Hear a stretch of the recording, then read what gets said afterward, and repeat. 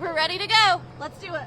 I've got 2 words for your weekend forecast, and it is called patio weather. Get outside this weekend. Temperatures in the 60s and 70s. Can't ask for much better. Really, I am very bundled up. I'm gonna make this Facebook Live very fast because it is so cold across western Montana today. You can probably hear and definitely see the wind in this area, so it is very breezy. And with it being open burning season, it's extremely easy for those fires to get out of hand. Nailed it!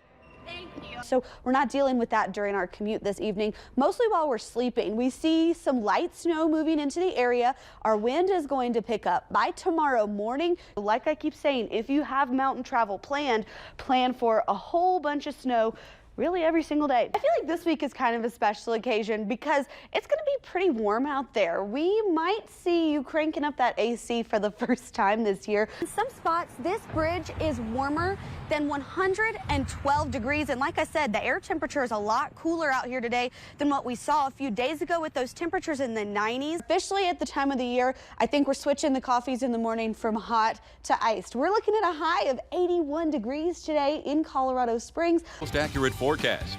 Here's Brady Brewster.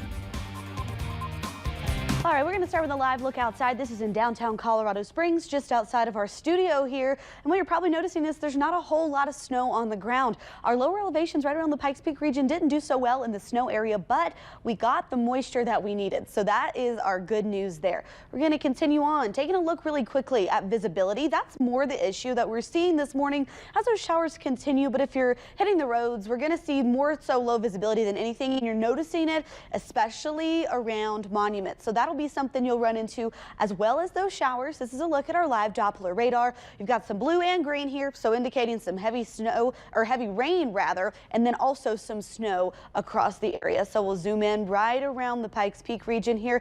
A little bit of a mix of some rain and snow, maybe just some rain right around Colorado Springs. Woodland Park still seeing some snow at this point, and we're going to continue to see likely that mix of some rain and snow as we go throughout your morning. A little bit further south, Pueblo, you are just seeing quite a bit of rain this morning. Canyon City, you're seeing mostly rain as well as a few snowflakes mixed in there. As a whole, we're likely not going to see tons more accumulation out of this, especially in our lower elevations, but we do have those winter storm warnings and advisories that stay in place through about noon today.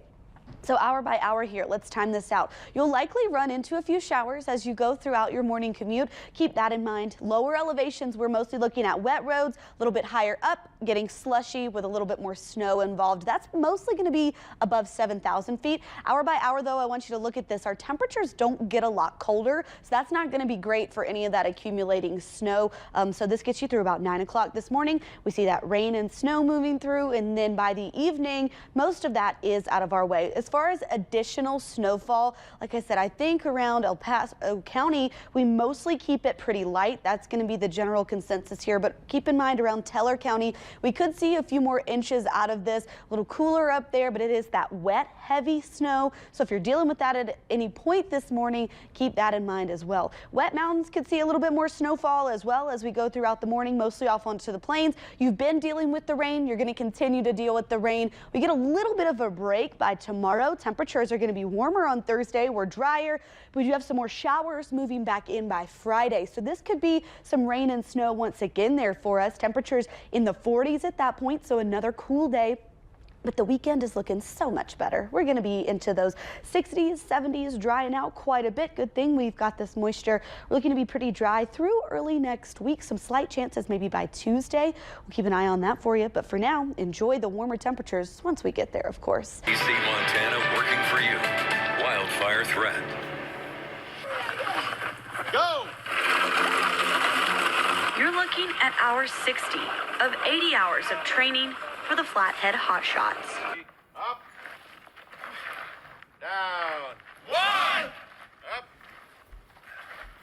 Down. The basic truth about wildland firefighting is it is just back-breaking work. The Flathead Hot Shots are just one of the 7 hot shot crews stationed in the Northern Rockies. There are right around 100 across the country, and their training is extensive. The outsider perspective looking in would be, oh, they're just, we were doing that just to see people go through some, hard trials and tribulations, but it's the opposite. A hotshot crew is made up of about 20 members, but it's not about the individual.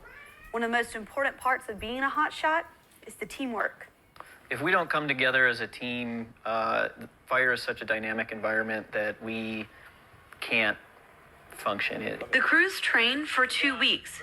They spend most of the first week in the classroom. We kind of do a little bit of everything. Since most hotshots have prior fire experience, the majority are refresher courses. They cover everything from CPR to chainsaw certifications and fire behavior. During week 2, that's when the physical training begins. We have a hard time recreating a wildfire on the landscape, so the best we can do is recreate the elements that that exist on a wildfire. Sean Borgen's been a hotshot for 25 years and the superintendent for 7. He's seen his fair share of fires.